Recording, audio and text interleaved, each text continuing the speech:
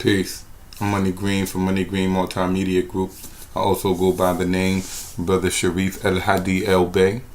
I wanted to explain to you some things revolving around the way the courtroom operates for those who may be afraid to stand on the secure creditor square.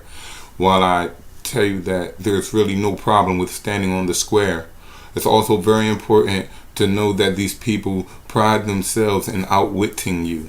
They outsmart us. Some of us, we have the ability to delve into the information and extract it and take it out and understand how it works.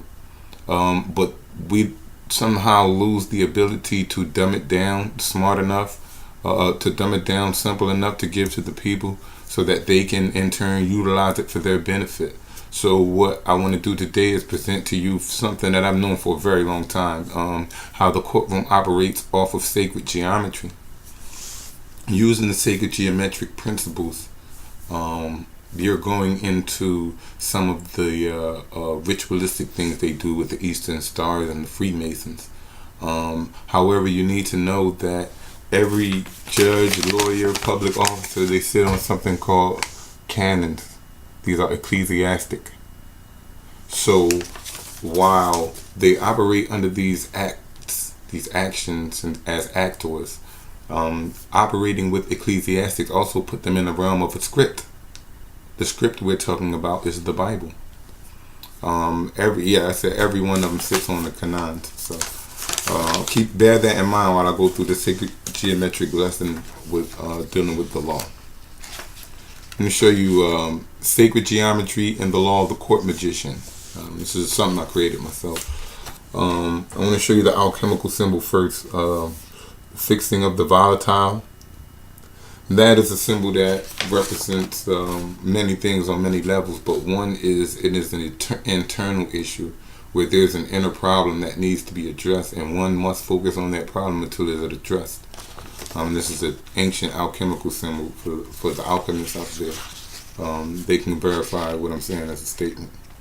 But it also has to do with putting the Nagas on the cross. That's right. So I'll get into that. Your divine being reigns. You must know that your divine being reigns. Okay, what we have here in the beginning is the capstone. We have this capstone. It's called credit, or King David's gold. This is your royalty. This triangle here, or pyramid. Below or beneath you have a cube. This represents your courts, contracts, churches, basically anything with a box, a square. It's like it can operate as a grave, but it also represents debt. So this is your basic structure of credit or humans and debt, the court box. Now, what you need to know about this box here, this pyramid, why I said King David's gold. King David's gold is very important to the creditor for one simple reason. When they ask who credits you and you say I do, well, who's your creditor? If you want to claim your wealthy estate, meaning that which is inherited in all the books, the holy books I'm talking about, you have to speak in the terms upon which that is your inheritance. So,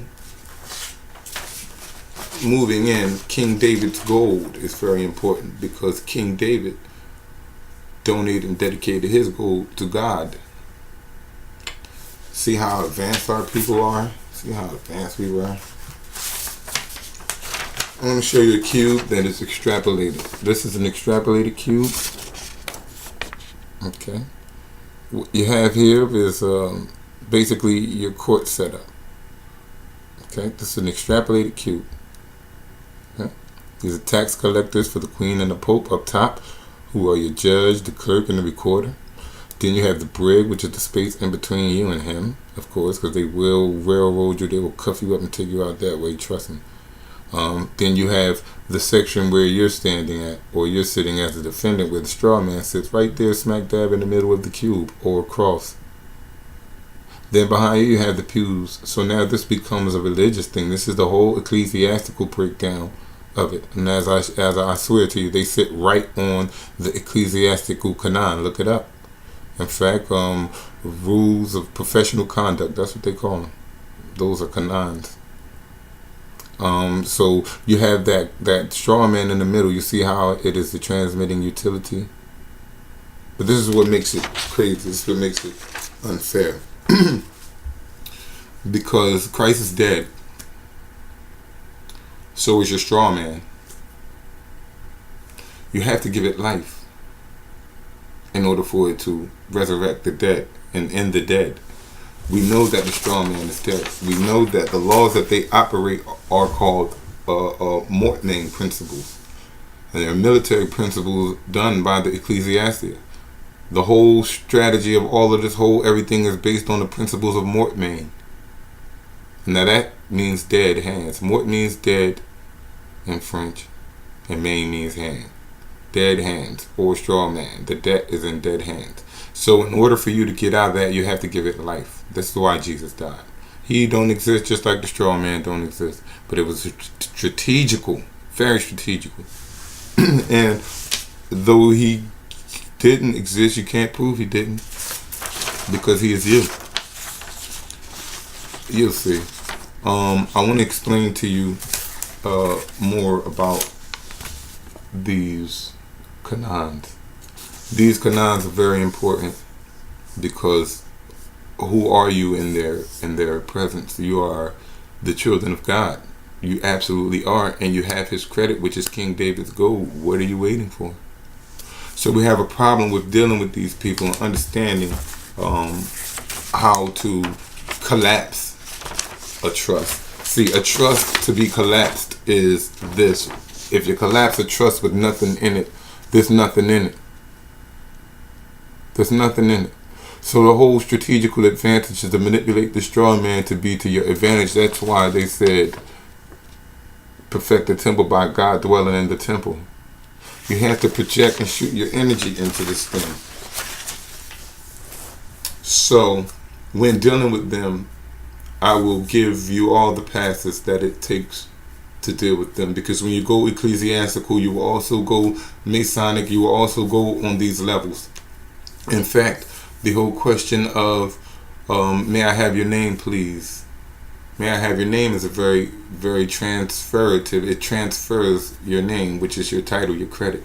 But you can surely give them your name if you choose to, or you can quote from the Bible. These Bibles are from the ancient mystical priesthood of Melchizedek, and they will not let you go wrong. I put 100 faith and credit in them. 100%. The statement of what is your name? Say, I cannot say my name because my name is ineffable. Why ineffable? Well, we know God's name is ineffable. But then they'll say, well, you know, what is your name? They'll force you. Okay, I have the same name as my master. I have a name like my master. I say, well, who's your master? I am.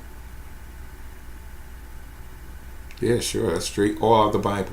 Why? How they gonna come back around asking that? You're in commerce. Don't forget that. You're on the sea. You're on their ship. When you get on that ship, they ask you your name. Oh, I have a name like my master. Well, what's your master's name? His name is ineffable. Why? Because Yahweh is ineffable, just like nigger is ineffable.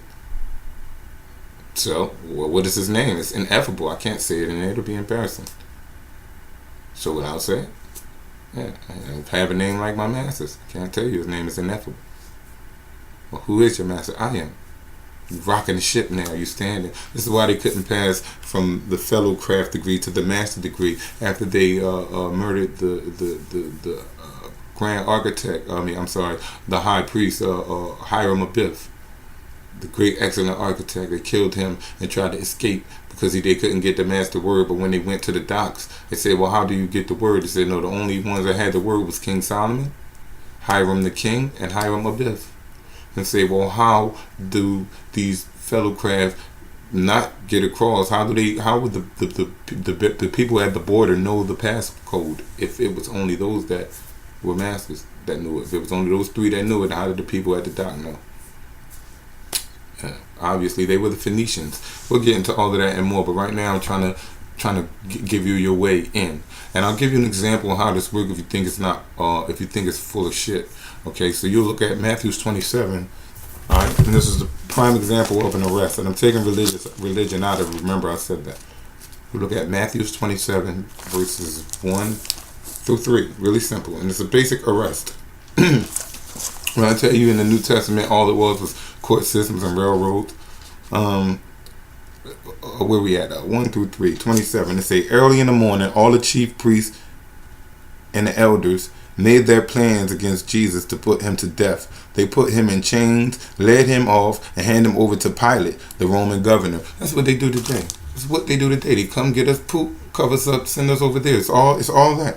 They tell you when Judas the traitor, because Judas had to be a lawyer. This is almost a guarantee. He said when he learned that Jesus had been condemned, he repented and took back his 30 coins from the chief priests or the judges, and then the elders who are the other lawyers or the partners, the head, the seniors in his firm. And they say, I have sinned by betraying an innocent man to death. And they said, what do we care about that? They answered, that is your business. And that's Matthew 27, 1 through 4. And that's just talking about the business that they're in. That's your business. That's what they do. You understand what I'm saying to you? So when you go in there, there's the examples that they use in there are great for technical procedure in law. And the example for King David to resurrect an imaginary player in the game with imaginary money, if you want to say that God is imaginary. That's so awesome because it gives you unlimited credit on the stead of God.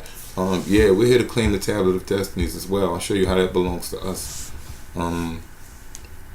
So I want you to get that through your head. Remember that. You are the capstone. You are the creditor. You are the creditor. Okay? You're the creditor. When you go in there, that's just a box. You go in there with your credit, you're the one that gives that thing life. And once you extrapolate it and open it up, you see that that's what's going on. They're sitting on the Ecclesiastic. Hey, one of the laws in the Ecclesiastic is you got to wear white robes. One of the ecclesiastic priests has to wear white robes. Another law against ecclesiastic is you can't swear. It's against the law for them to make you swear. Another law under ecclesiastic is against the law to have a jury because jurors means swear. See what I'm saying to you? See, they running this game and they playing because they playing contracts, trust, estate. They playing all this bullshit. But when I break it down and I slam it to you how I've been doing it straight out the Bible, knowing that I'm educated in the law. Trust me, I've been there. Commerce, I've been in the books, federal rules of civil procedure. I've done all the processes, all the ways. I actually do them as a side hustle on the street. And I'm telling you, this way right here has not been proven to be defeated yet. And it's interwoven into the law. This is the spirit of the law, ladies and gentlemen. And this is the year of Melchizedek's favor, or what we call it, Anno Beneficio, the year of the beneficiary. Your divine being reigns right in here. It reigns right inside of this box. Your divine being is king. I'll show you how. My money green. Thought that was kind of important to get out to you. I'll upload you. I'll keep you there. We got a script to play. You've been inducted. Peace.